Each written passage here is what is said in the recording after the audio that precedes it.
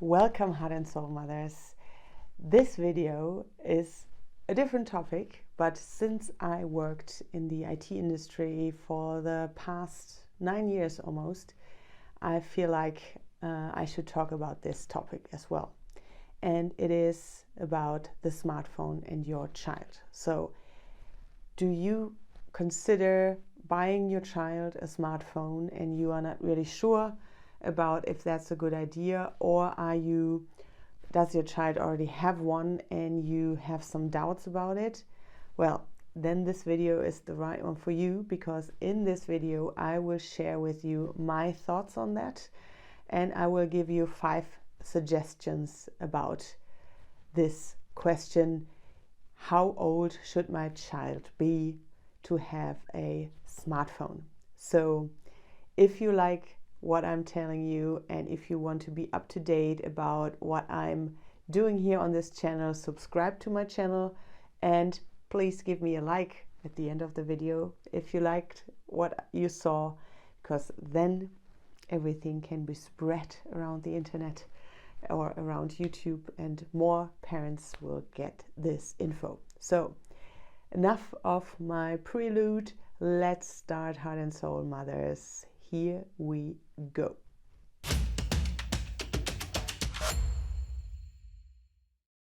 Well, Heart and Soul Mother, when it comes to the question, when should my child have a smartphone? And if you read the literature about this, you couldn't be more confused, because some say your child shouldn't have a smartphone at all until he or she reaches adulthood. Some say it's fine for when they are 7. Some say it's fine when they are already toddlers. So you can't really give an exact and specific age suggestion.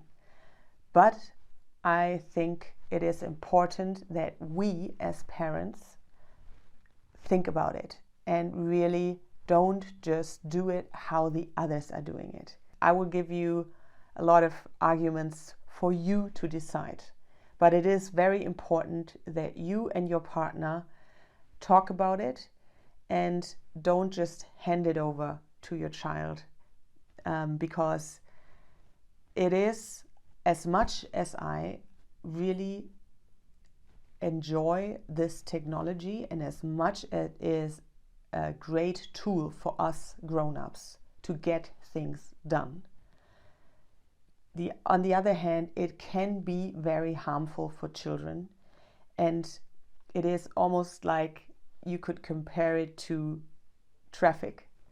You wouldn't just send your child out to traffic once they can walk and say, oh, you figure it out.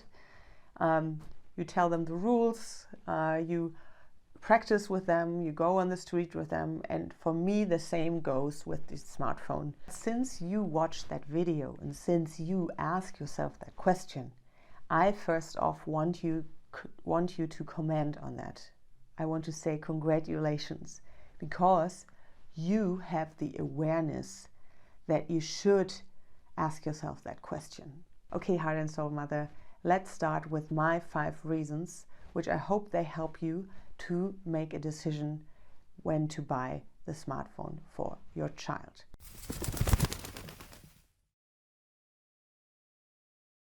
This reason, it is all about how do the big tech guys handle that, or how does Silicon Valley in general, where this is all coming from, handle it when it comes to their children.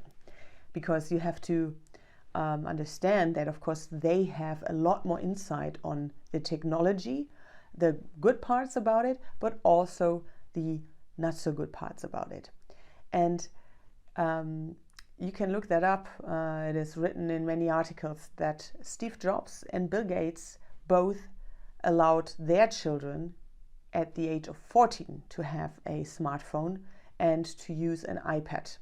And I think that's quite revealing, since they both are the big inventors of the technology of the 21st century. So this already gives you kind of a hint.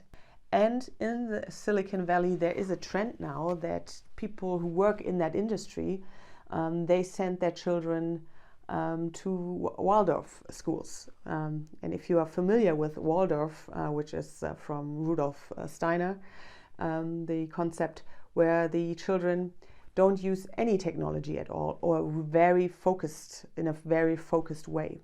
They are more out in nature. They are doing stuff with their hands. So yeah, pretty interesting as well, I think. So this is my reason number one. Let's go on to my reason number two.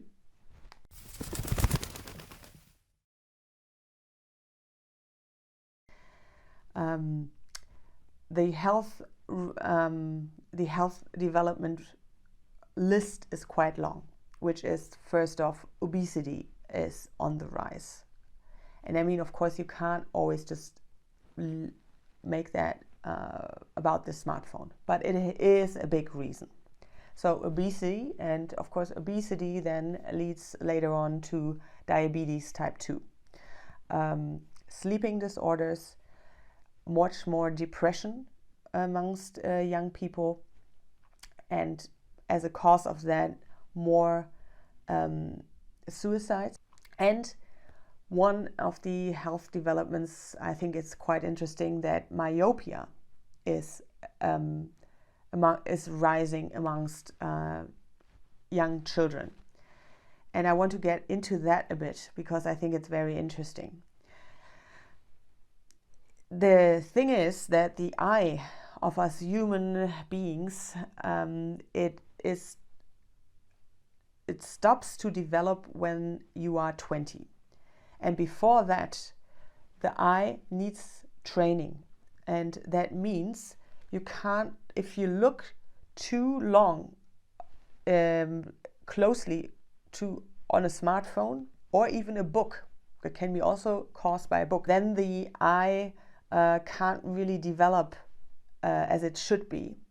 And you need this change between looking closely and looking to the far distance. And also you need to have different types of lighting because of the pupils. You know, if you go outside, the pupils, they close. Interestingly enough, in China, because there the smartphone and the laptop and all that is already like predominant also in schools, but they saw that risk of becoming myopic through the heavily use of smartphones, tablets, whatever, the new technology. So they, because the thing is, if you become myopic at a young age, your risk is higher to be blind when you're older, and 5% of the ones who became myopic, they have the chance to become blind at an older age. And in China, 80% of the population is already myopic. And if they are talking about 5%, it means 50 million people will be blind when they are older. So the government said, okay, we don't really want that. So at school, the children, they have to take a break from their smartphone, from their laptop after 1.5 hours. They have to get outside at least for 20 minutes, and they have to get outside. So I think this is a very strong argument not to just hand your smartphone over to your child, because it has severe health implications for your child. Another big argument is empathy. Since I studied communications and anthropology, I know a lot about how the humans develop their emotional field as well. And empathy actually is something you don't just acquire when you were born. You have to acquire it throughout your childhood life. And how does that work? Well, you have to be in actual contact with other children or grown-ups. Children are usually the better ones to teach you. Because if you say directly to somebody, you are stupid, and this person starts to cry or is sad, you realize, oh my God, I did something bad, I don't want that. Or you can teach your child, do you want this other person to cry? Or on the other hand, if you do something funny and the other one is laughing, you think, oh man, that's nice. But if you are at a certain point so much immersed as a child into the internet, and this can be the smartphone or the laptop, or gaming as well. Yeah, if you are immersed only in that, then there is a problem. Then of course empathy can't really develop as much as it should. And I think empathy is one of the greatest things we can acquire as humans. So think about that. Heart and Soul Mothers, this was my reason number 2. Let's go on to my reason number 3.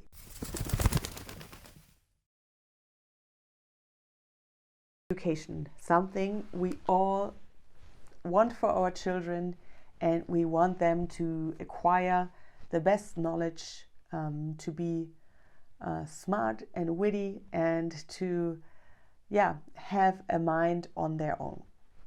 But when it comes to smartphones and children, it is not really helping when it comes to education. That's that. Actually, the studies about that are so obvious that it is hard to ignore. It is not helpful that children are getting so used to touching a featureless surface all the time or for a long period of time instead of doing something else. And that is learning different types of grasping things. So there's the key grip, the pencil grip, the egg grip.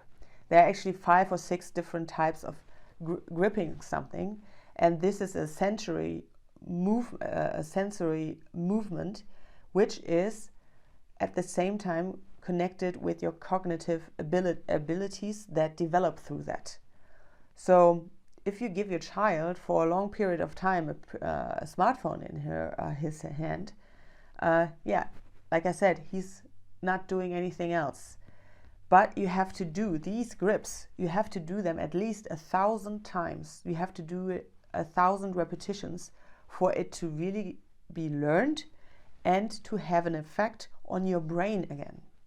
So even though people are thinking children are geniuses, that they are able to use that surface, I mean, to be quite honest, it is intentionally done for anybody to do. It is easy. It is nothing that your child will miss out on if it doesn't get a smartphone at a young age. Because let's be honest, we could do it, and we didn't grow up with it, and we got used to it quite easily. Because I get that argument a lot that people say, well, they have to get exposed to it. This is the new way. Well, it is quite easy to handle. A monkey could do it. I'm sorry, but it is how it is. So it is more important to learn the other stuff, because that sometimes takes some practice. And the good thing is, once your child can do it, your brain has a bigger capacity to learn other things, languages, whatever, so keep that in mind. Then there was a study that has been done with students who were supposed to do an IQ test on their laptop. In the one setup, they had their smartphone laying beside them. In the other setup, the smartphone was not beside the laptop. So the one group who had the smartphone sitting beside them while they were doing the IQ test, they were doing much worse than the other group. And why? Because, and you probably know that as well, if you are working and you have your smartphone beside you, one part of your brain, the attention of the brain, one part of your brain's attention span goes to your smartphone, because there could be a notification. Somebody could call, So the whole focus of your brain is not on the IQ test, it is partly on your smartphone. And this also shows it doesn't really help you. You know, it is not something that helps your IQ.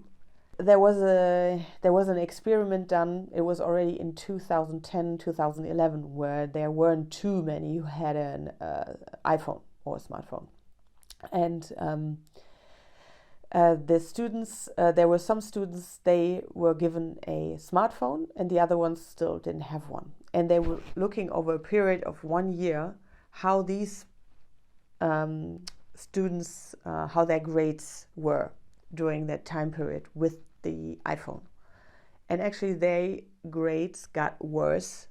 For the other ones, there wasn't really a big difference to be recognized. So again, the smartphone doesn't really make you smarter. It is a great tool for certain things. Of course, it has entertainment value, which is for us also, and you can get great information from it, but it doesn't really make you smarter, especially not children. So that was my reason number 3. Let's go on to my reason number 4.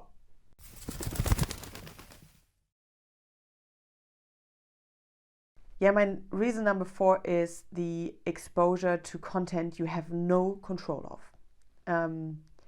There is questionable content on the internet. We all know that. And the more questionable it is, the more it is interesting for children, of course. But the biggest thing is that, for example, on liquor sites, internet sites, everybody can enter them. And there is special adult content where you just have to click a little form, a little check mark to say you are over 18, and then you can enter these types of content. And I don't think you really want that for your child.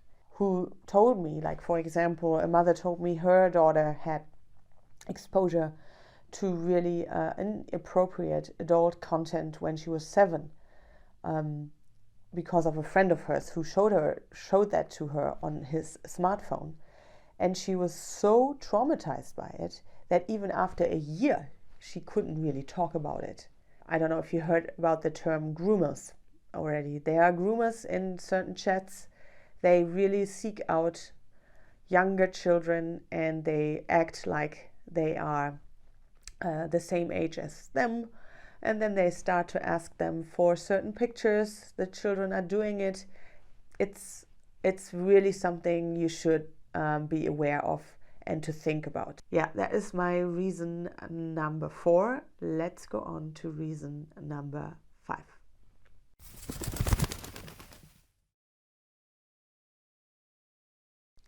Yeah, and my last reason here are some statistics actually, but it is about addiction. And even though the WHO hasn't recognized smartphones, the heavily use of smartphones or the internet in general as a disorder, but gaming is already. So heavily gaming exposure is seen as a impulsive disorder. But I want to show you some numbers here. In the US, children receive on the average their first mobile phone when they are 10 years old, and 53% have a smartphone when they are 11. 95% of US teens have access to a smartphone, and 45% are almost always online. 47% of parents believe their kids are addicted to their mobile devices. South Korea says internet addiction is the largest health problem experienced among kids. China, Taiwan, India, Singapore, and South Korea all have special internet addiction centers, with more than 300 in China alone. In Europe, a study commissioned by the German Federal Drug Agency suggested that 28% of children in the country either are addicted to their smartphone or soon will be. Yeah, I know these are numbers that don't really sound great, right? And I think we have to name the problem, and if we name it as addiction, I think this whole becomes a whole different ballgame, and it is not something to take lightly. So this is one of the biggest reasons for me, is the risk of addiction, and I don't think you want that for your child.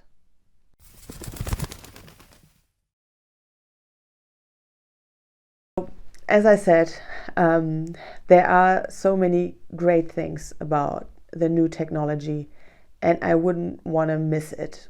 But when it comes to our children, we really have to be aware how much exposure and when the exposure starts. So for me, when you use, and this is for the grown-ups, you have to look at yourself. How do you use your smartphone? And with what kind of intention do you use your smartphone? Because for me, it is all about intention and the balance. So there's nothing wrong to have it for a certain amount of time in your hands as a grown-up, but you already feel disconnected to yourself or uneasy, let's call it uneasy, when you use your smartphone too much. So it is all about the mixture of having exposure to the technology, but also going outside, meeting people, talking to people, hugging people, whatever, So, and for us, it's even hard to draw the line sometimes. And we have addictive behavior towards that technology as well. How should we expect that our children that are able to distinguish between, is this now enough, or can I still use it, or is it still good for me? It's our job. And I think you have to start to get a certain attitude towards it. And of course, you can look at the good parts of the technology, but please look at the negative parts as well, and then you decide. And once you come up with this attitude, you have to have you have to stick to that attitude, and you have to be firm, especially if your child already has a smartphone and shows addictive behavior. Then it is not easy then to get out of it, because the technology is everywhere. So you have to be really sure and clear on how to act on it. And I will have a video out. The next one will be about my tips to reduce screen time. So if you are interested in that, subscribe to my channel to not miss it. It will be interesting for you as well. And yeah, in the end, I can only hope that you liked the stuff I was talking about. If you have still some questions, please don't hesitate to ask them in the comments or get in contact with me, because I do counseling or mentoring on that stuff with you. I'm more happy to help you with your concerns. In any case, give me a thumbs up if you liked that video, and subscribe to my channel. And it was so great to talk to you today, and see you later, Heart and Soul Mother. Goodbye.